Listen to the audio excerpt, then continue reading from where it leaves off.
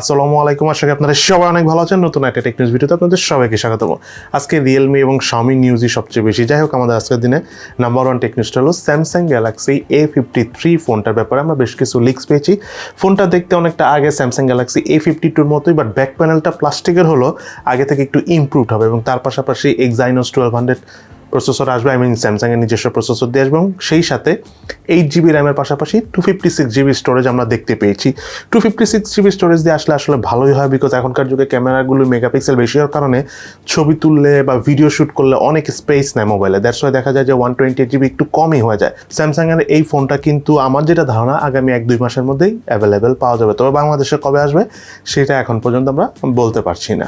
এদিকে Realme GT Neo 3 মোবাইলটির আমরা বেশ কিছু স্পেসিফিকেশন লিক্স পেয়েছি। তার মধ্যে মোবাইলটিতে থাকতে পারে Dimensity 8000 প্রসেসরের পাশাপাশি 12GB র্যাম এবং 256GB স্টোরেজ, এবং সেই সাথে মোবাইলটিতে 50 মেগাপিক্সেলের রিয়ার প্যানেলের ক্যামেরা থাকবে।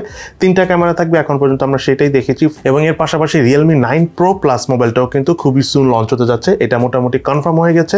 তবে 9 Proটা যেটাতে স্ন্যাপড্রাগনের 695 প্রসেসর দিয়ে আসবে, বাট 9 Pro Plus-এর সম্ভবত মিডিয়াটেকের Dimensity 920 প্রসেসর দিয়ে আসতে পারে, যেটা Vivo V23-তে আমরা দেখেছি বাংলাদেশে লঞ্চ হয়েছে 40,000 টাকা। তবে আশা করি রিয়েলমির ফোন এত এক্সপেন্সিভ হবে না, বাংলাদেশে হয়তো বা লঞ্চ হলে 28-30,000 টাকা লঞ্চ হবে। তবে স্ন্যাপড্রাগনের প্রসেসর দিয়ে আসলে ভালো হতো। এদিকে রিয়েলমির মিড রেঞ্জের বাজেটের V সিরিজের একটা ফোন রিয়েলমি V25 এর ব্যাপারে আমরা কিছু লিক্স পেয়েছি। তবে রিয়েলমি V25 বা V সিরিজের এই ফোনটা সম্ভবত আমাদের এশিয়ান রিজিয়নে লঞ্চ নাও হতে পারে, আবার হতেও পারে। তবে মেইনলি এটা ফার্স্টলি চায়নাতে লঞ্চ হবে। 12GB র্যামের পাশাপাশি 256GB স্টোরেজ দিয়ে আসবে। এছাড়া মোবাইলটা দেখতে আমরা কিছুটা আন্ডার আউটলুক পেয়েছি, স্টাইলিশ এই ফোনটা। আর কি প্রসেসরে থাকবে, কেমন ক্যামেরা থাকবে, এখন আমরা ক্লিয়ার কোনো লিক্স পাইনি, দ্যাটস ওয়াই সেটা আপনাদের সাথে শেয়ার করলাম না। এদিকে অ্যাপল তাদের iOS 14 এবং আইপ্যাডের iOS 14-এর আর কোনো আপডেট আনবে না, এটার একটা অফিসিয়াল ডিক্লারেশন দিয়ে দিয়েছে। অর্থাৎ iOS 15-এর আপডেটগুলি আপাতত আসবে।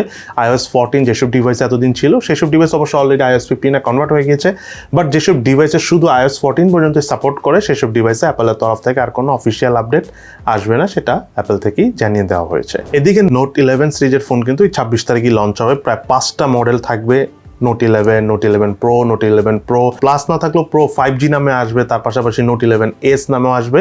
এর মধ্যে যেটা শুধু Redmi Note 11 Pro অর্থাৎ 4G ফোন, সেটাতে MediaTek Dimensity G95 প্রসেসর দিয়ে আসবে।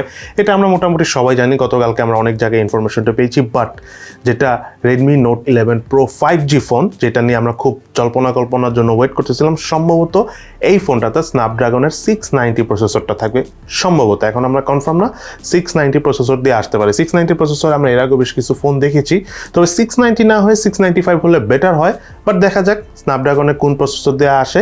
এবং এই প্রো যেটা 5G ভেরিয়েন্ট, সেই ফোনটা হতে পারে একসাথেই লঞ্চ হবে। আরেকটা জিনিস হলো Redmi Note 11 Pro Plus, এই ফোনটাতে কিন্তু 120 ওয়াটের ফাস্ট চার্জারও থাকবে। এখন দেখা যাক কি ফোন আসে, একসাথে কি সবগুলি লঞ্চ হবে কিনা, কারণ 5টা মডেল আসবে, বাট একই দিনে হতে পারে 5টা মডেল লঞ্চ হবে না, 1-2টা মডেল হয়তো বা একই সময় লঞ্চ হবে। বিকজ 5টা মডেল একসাথে লঞ্চ হলে তো ফোন দেখা যাবে ঘুরে ফিরে 2-1টাই বিক্রি হবে। সো শাওমি কাজ করবে না, আমি জানি। 2-1টা ফোনই হয়তো বা আমরা 26 তারিখে অফিসিয়ালি লঞ্চ দেখতে যাচ্ছি, এবং গ্লোবালি এই ফোনগুলো কিন্তু আমরা পাবো। অনেকদিন ধরেই তো আমরা চাইনিজ ফোন দেখতেছি, এবার গ্লোবাল ফোন পেতে যাচ্ছি অবশেষে। সো এই হলো আমাদের আজকের টেক নিউজ ভিডিও। সবাই ভালো থাকেন, সুস্থ থাকেন, ইনশাল্লাহ দেখা হবে ফিউচারে।